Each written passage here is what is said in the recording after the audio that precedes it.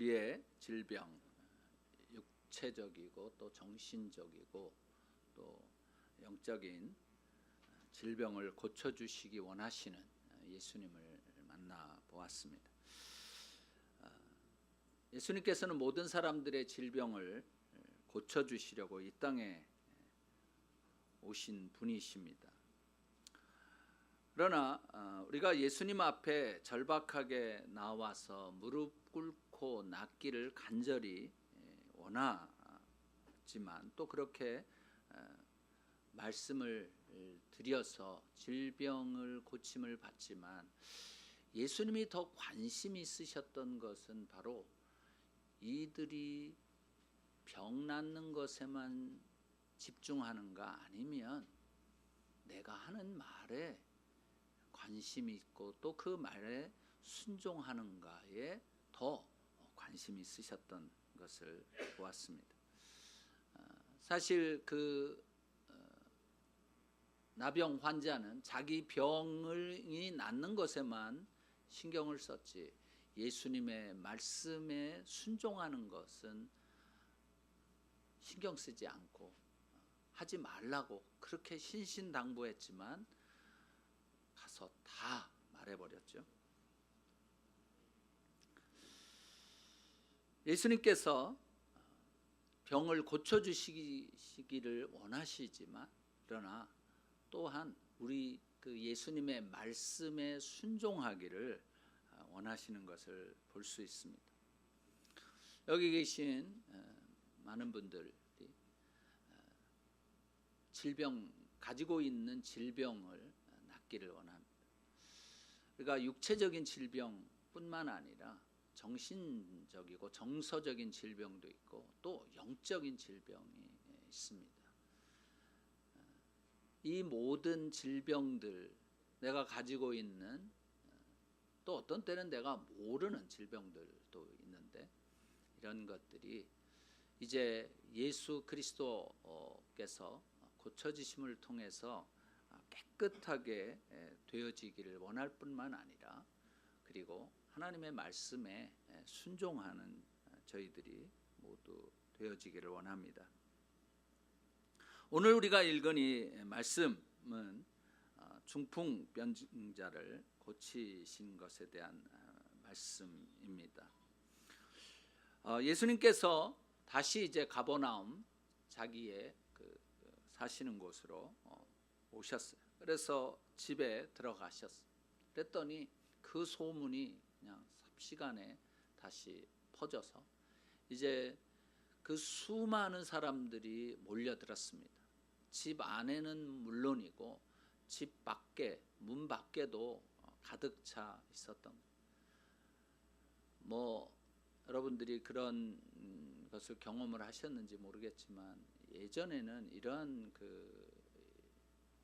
치유 집회 이런 것들이 또 많이 있었어요. 또 산기도를 간다든지 어느 기도원을 간다든지 그러면 그것만 전문으로 고치는 그러한 기도원들도 있었습니다.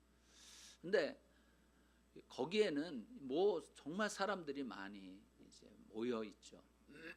별별 사람들이 다 모여 있는데 아마 예수님이 머무셨던 그 집에도 사람들이 엄청나게 모였습니다. 그런데 누가복음 5장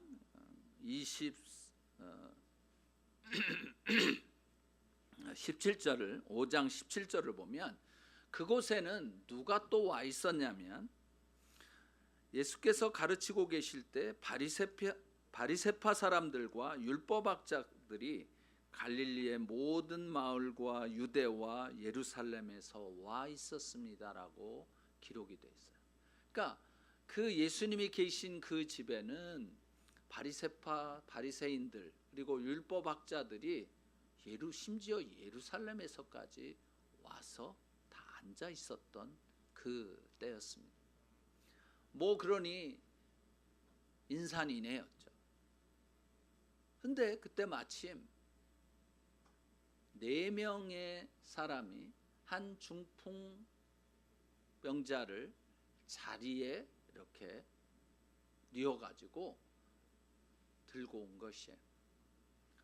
그 당시에 휠체어가 뭐 없었을 수도 있겠지만 자리에 들고 이렇게 자리채 들고 온 것을 보면 이 사람의 질병이 굉장히 심각했다고 하는 것을 이제 알 수 있습니다.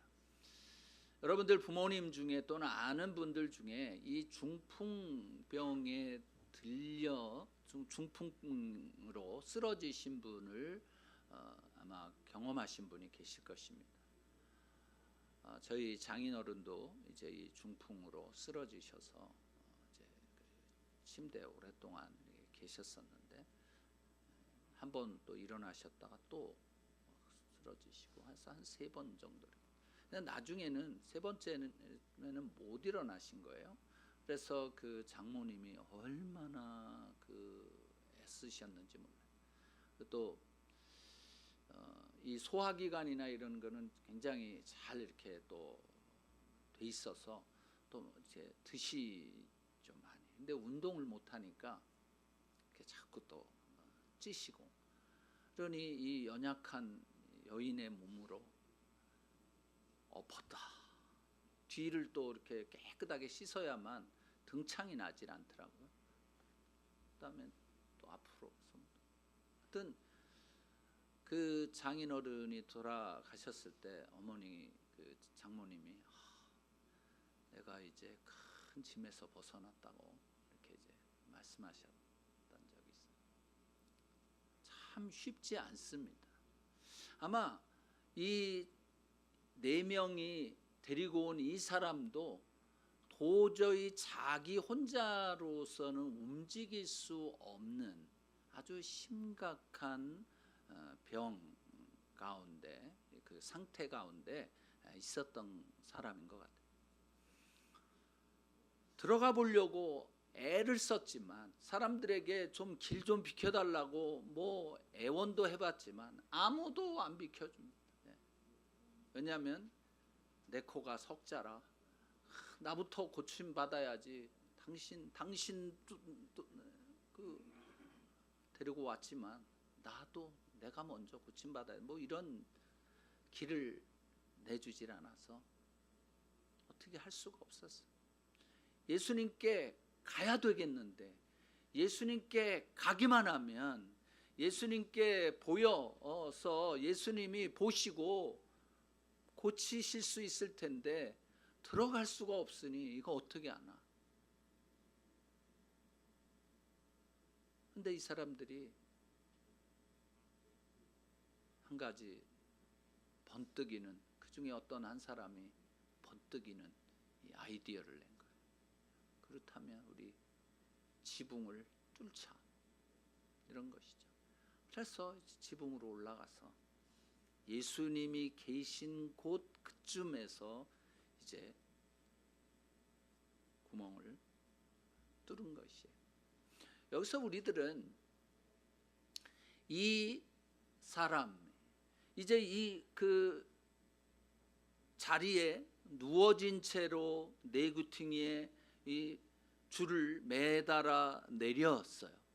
그랬을 때 예수님께서 하신 말씀이 바로 5절입니다. 예수님께서는 그들의 믿음을 보셨다고 말씀을 하시는 거예요. 사실 믿음이 있으면 그 믿음이라고 하는 것이 이렇게 중요한 것이에요. 여러분들 이제 자녀들을 기르시는 분들, 자녀들을 향해서 그 가지고 있는 그 간절함들이 있습니다. 이 4명은 바로 그 부모 이상의 그러한 마음들을 가지고 있었던 것 같아요. 하여튼 예수님께서 이들의 믿음을 보셨다고 했는데 그러면 이들의 믿음은 어떤 믿음일까 하는 것입니다. 갈라디아서 5장 6절 말씀을 같이 읽어보겠습니다. 갈라디아서 5장 6절 다 같이요. 시작.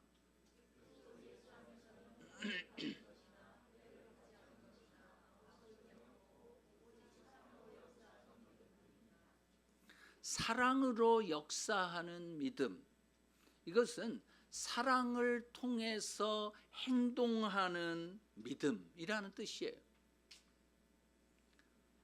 이들은 자기 이 중풍에 들어있는, 중풍으로 쓰러져 있는 이 사람에 대한 긍휼의 마음, 사랑이 있었을 거예요. 근데 이들이 그러면 예수님께 가면 나을 것이다라고 하는 그러한 믿음을 가지고 왔는데,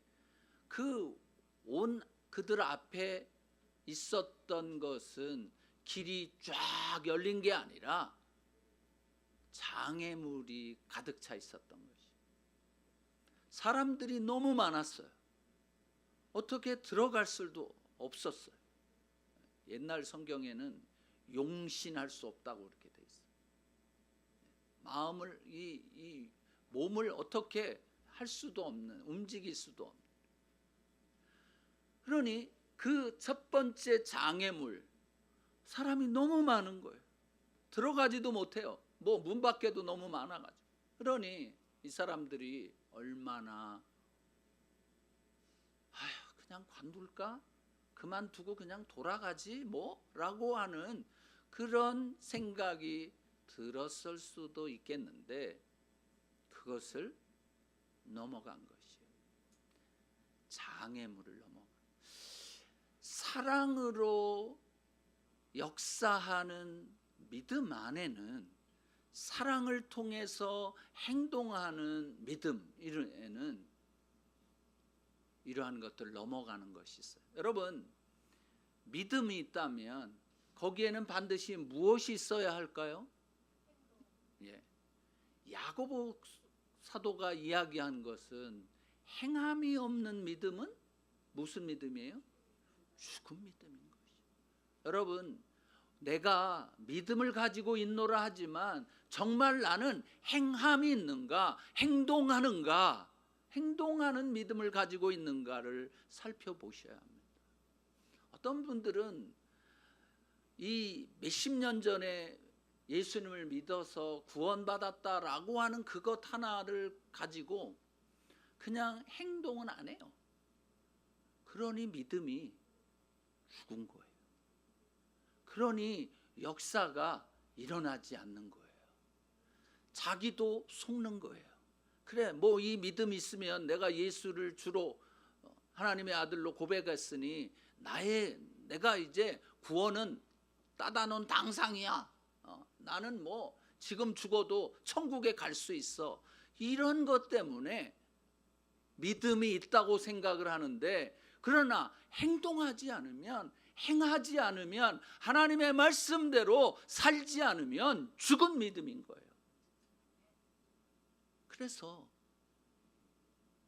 사랑으로 역사하는 믿음이 필요한 거예요. 할래나 무할래나 이런 것이 아무 소용이 없다고 했어요. 그게요, 다 헛것이라는 거예요.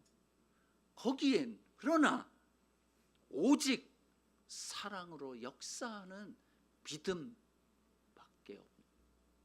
그래서 이 4명의 사람들에게는 사랑으로 역사하는 믿음이 있었던 거예요. 그래서 예수님이 뭐라고 5절 말씀처럼 그들의 믿음을 보시고, 그들의 믿음이란 한마디로 사랑으로 역사하는 믿음, 사랑으로 행동하는 믿음이 있었다는 것이죠.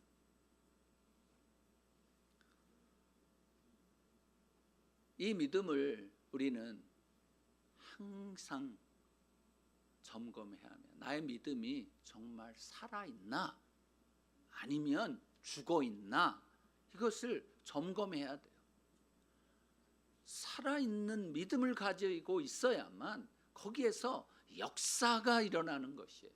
그러나 죽은 믿음을 가지고 있으면 믿음은 있긴 있는데 역사가 일어나지 않아요. 삶에 힘이 없어요. 그래서 예수님께서 이들의 믿음을 보시고 이 사람에게, 그러면 그들의 믿음을 보시고 이 중풍 환자에게 뭐라고 말씀하셨냐면, 얘야, 내 죄가 용서받았다라고 말씀을 하신 것이죠. 이 얘기는 뭐냐면, 우리가 가지고 있는 이 질병 중에 이러저러한 원인들이 많이 있어요. 어떤 경우에는 뭐 전염으로 인해서, 어떤 경우는 사고로 인해서 뭐 생기기도 하고, 위생이 안 좋아서 생기기도 하고, 뭐 이렇지만 병의 원인 중에 또 한 가지가 있는데, 그것은 바로 죄라고 하는 것이에요. 죄. 그래서 예수님의 제자들이 이렇게 물어본 적이 있습니다.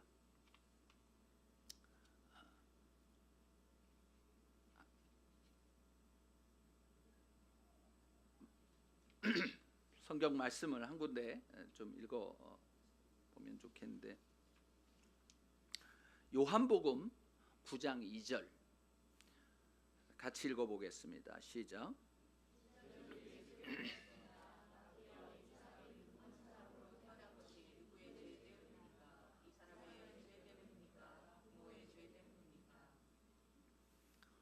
이것을 물어본 사람들이 제자들이라고 했어요.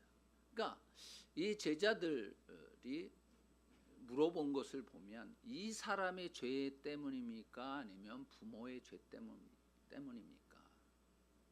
나면서부터 눈 멀어서 태어났으니까요.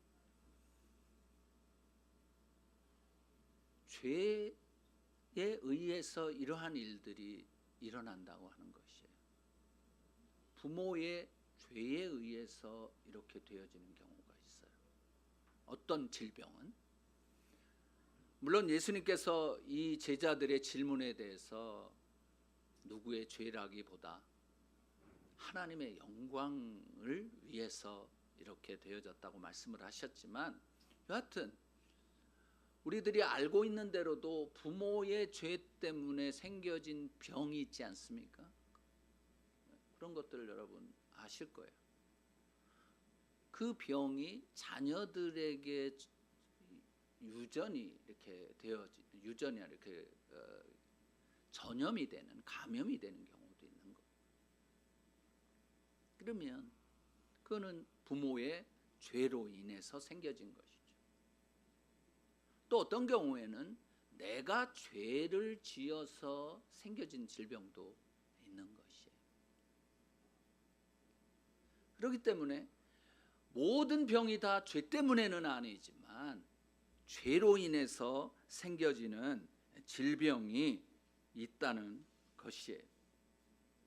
그런데 예수님께서 이 중풍병자에게 하신 말씀을 보면, 그 4명의 믿음을 보시고 그 다음에 내 죄가 용서받았다라고 말씀하신 것을 보면, 그 중풍 환자의 그 질병, 그 중풍은 죄로 인해서 걸린 것이다, 그렇게 쓰러진 것이라는 것을 알 수 있는 것입니다.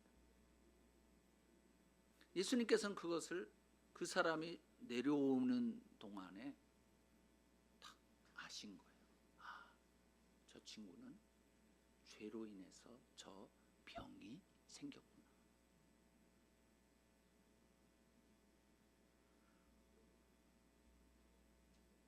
예수님께서는 이제 그들의 믿음을 보시고 그에게 말씀을 하신 것이에요.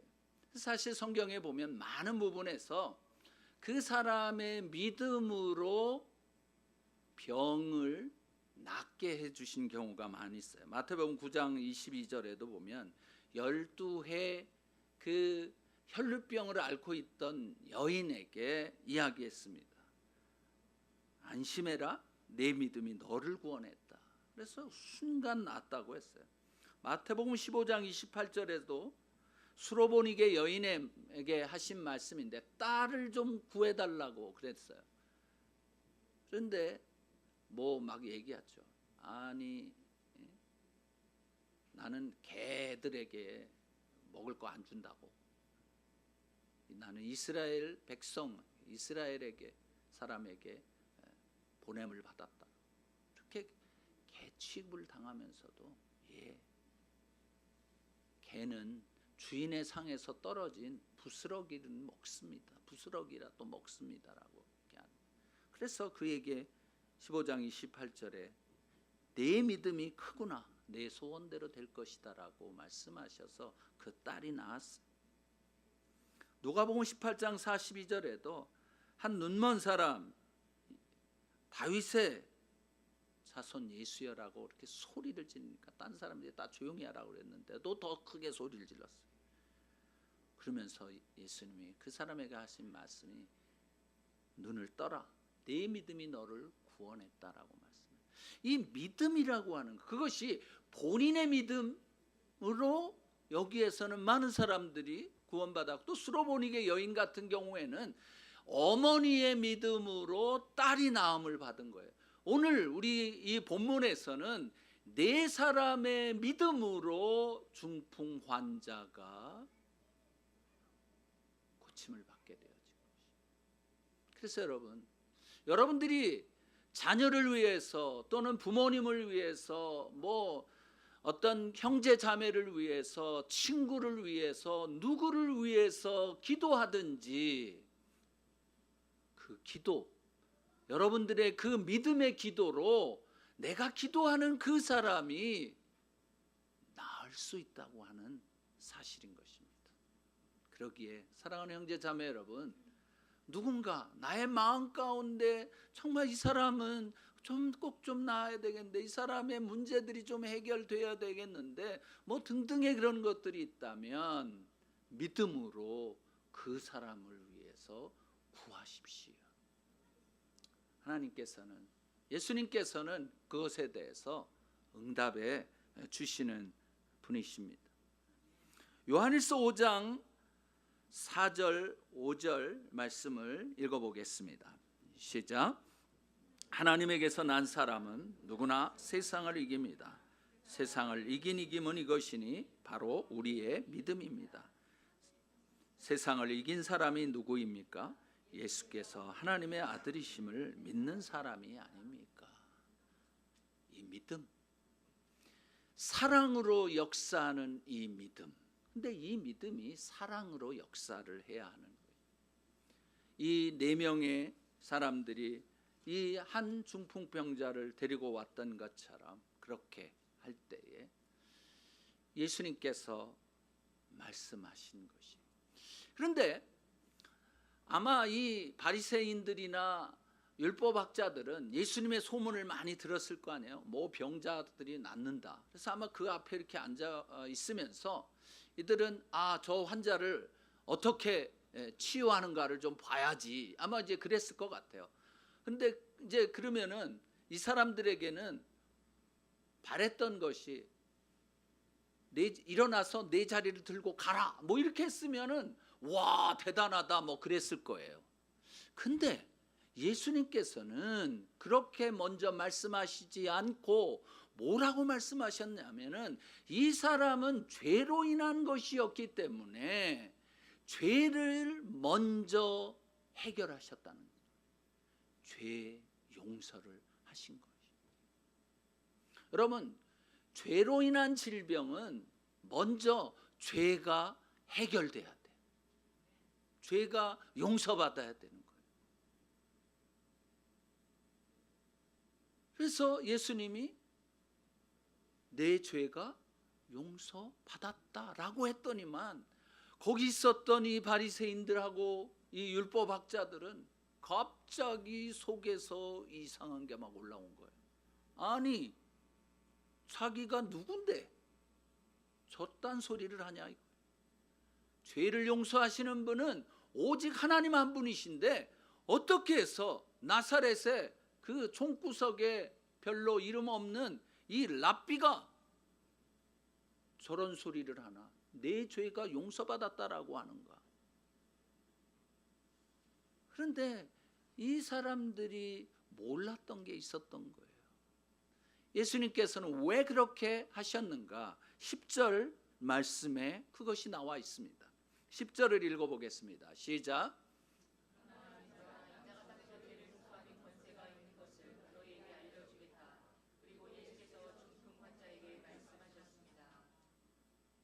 (11절)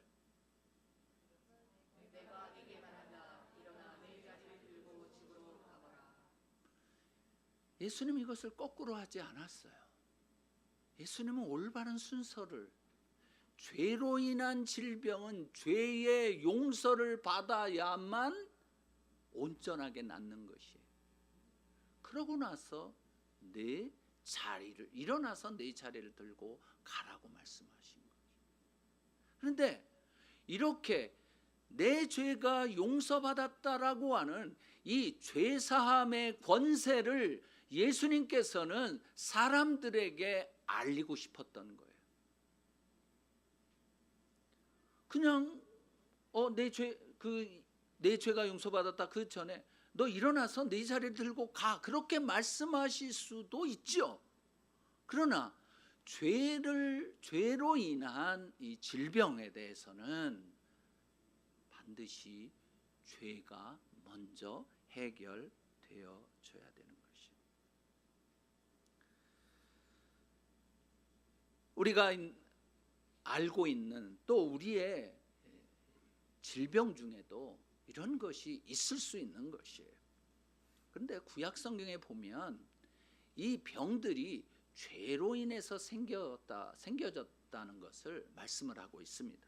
레위기 26장 14절에서 16절까지 같이 읽어보겠습니다. 시작.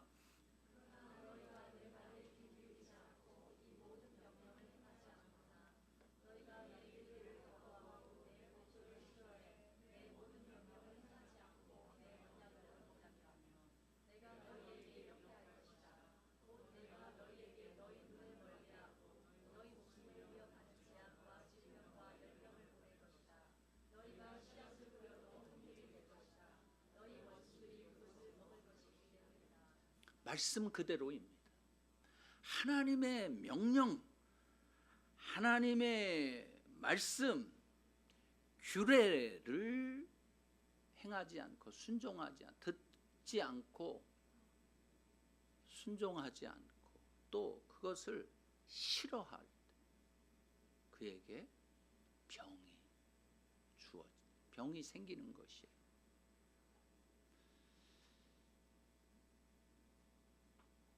모세가 이제 이스라엘 백성들이 가나안 땅으로 들어가기 전에 신명기서에서 다시 한번 이 말씀을 반복합니다. 신명기 28장 15절과 21절, 22절을 읽어보겠습니다. 시작.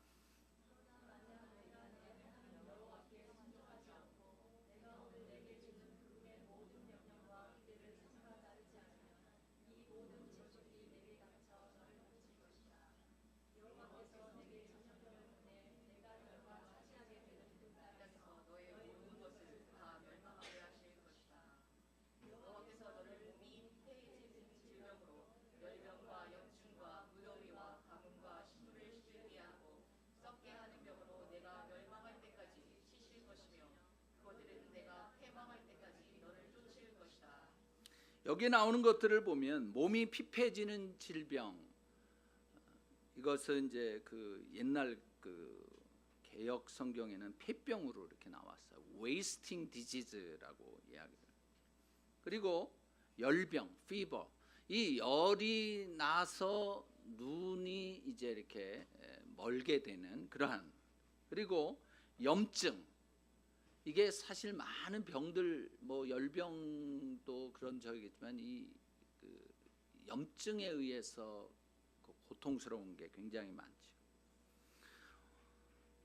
무더위와 가뭄, 그리고 식물을 시들게 하고 썩게 하는 병. 이것은 무엇이겠습니까? 이것은 그 당시에는 이 농사를 지었을 때는 이게 아주 그냥 생기면은 굶어야 되는, 먹기가 굶는 거죠. 요즘으로 말한다면 우리의 삶에 있어서 이렇게 우리가 인간적으로 먹고 살 수 있는 그러한 것들이 다 무너지고 만다는 거예요.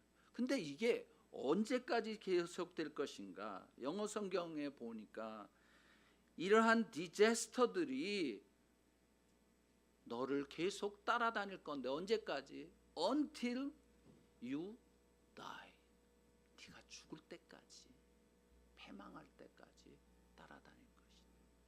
그래서 여러분, 이 죄라고 하는 것, 즉 하나님의 말씀, 하나님의 계명, 하나님의 규례를 듣지 않고 순종하지 않고 그것을 싫어함으로 생겨지는 그 결과가 바로 이러한 병들인 것이에요. 그런 병들이 있었던 거예요. 그러면 그때는 그랬는데 지금은 안 그럴까요? 그때나 지금이나 하나님의 말씀은 동일한 것입니다. 하나님의 말씀과 규례와 명령과 약속을 어기고 그것을 지키지 않고 그것을 순종하지 않는다면 그게 바로 죄인 거예요. 그래서 이 죄로 인해서 질병이 생길 수 있는 것입니다. 그러나 여러분, 이 세상에서 이 하나님의 말씀을 하나도 어기지 않고 지키고 순종할 수 있는 사람이 예수님 빼놓고 누가 있겠습니까? 그래서 고민인 거예요. 그럼 그냥 우리는 그냥 그 저주 가운데서 살 수밖에 없는 거네? 어떻게? 에이 모르겠다, 그냥 뭐 할 수 없지 뭐 이러고 살 수밖에 없는가 하는 것이에요. 여기에 기쁜 소식이 있습니다. 예수님께서 말씀하신 놀라운 소식이 있어요. 그것은 바로 나의 믿음, 또는 나를 위해서 기도해 주시는 가족들의 믿음, 또는 공동체의 성도들의 그 믿음으로 그 믿음을 보신 예수님께서 해주시는 말씀이 있으신 것이에요. 그것이 바로 5절 말씀 마지막에 나오는 얘야, 네가 죄를 용서받았다 라고 하는 말씀인 것입니다. 예수님께서 죄를 용서하실 수 있는 권세가 있으신 것이에요. 마태복음 28장 18절 말씀을 보면 하늘과 땅의 모든 권세가 내게 주어졌다고 했어요. 그러니까 그 권세 가운데는 이 죄를 용서하는 권세도 있는 것이에요.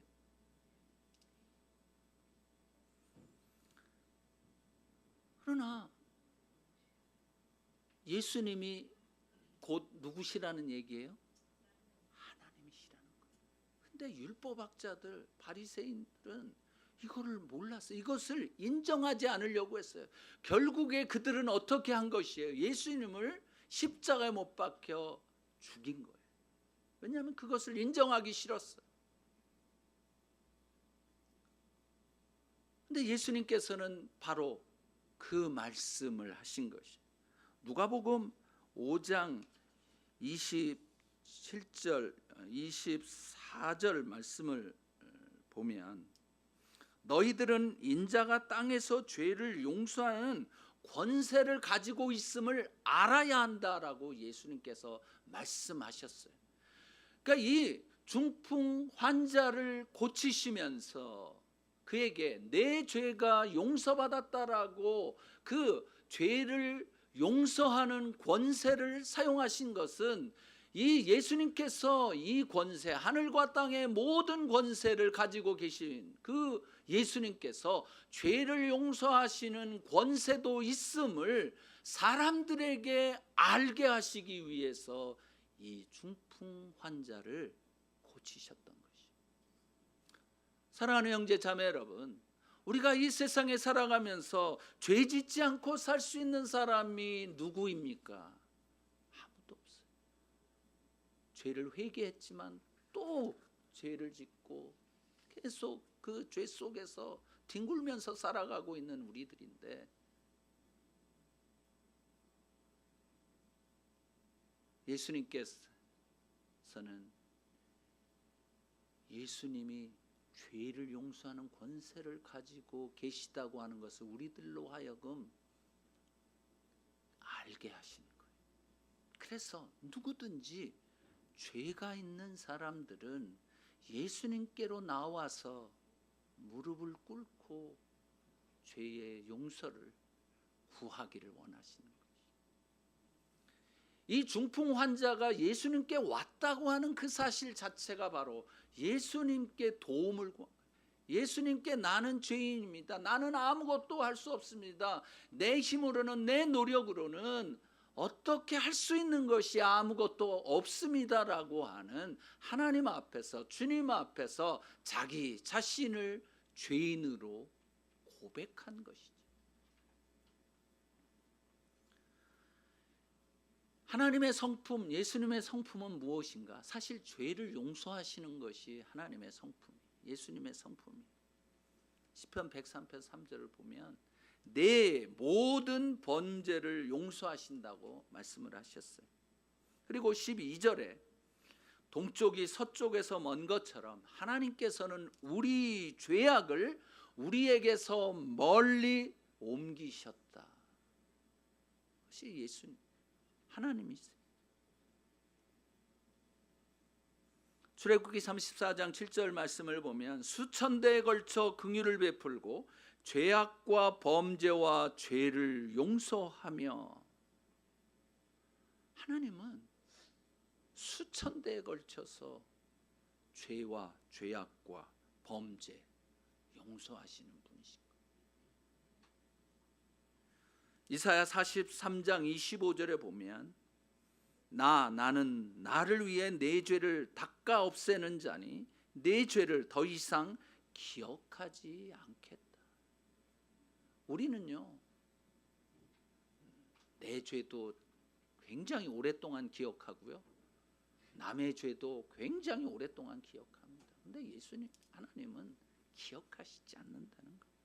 히스기야가 기도하면서 이렇게 이야기했습니다. 주께서 제 모든 죄들을 주의 등 뒤로 던지셨습니다.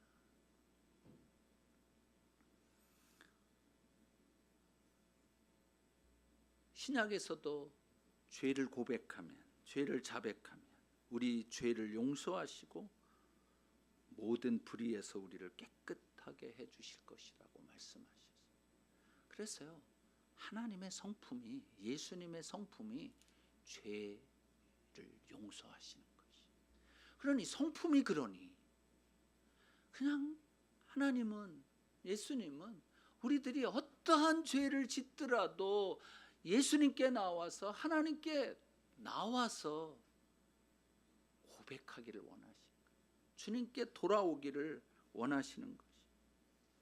이 죄를 고백하는 삶, 그런데 그리고 이 죄 용서를 받는 삶, 이것은 우리의 노력만으로, 우리의 노력, 힘만으로 불가능한 일이에요. 그래서 하나님께서는 한 방편을 생각하셨어요.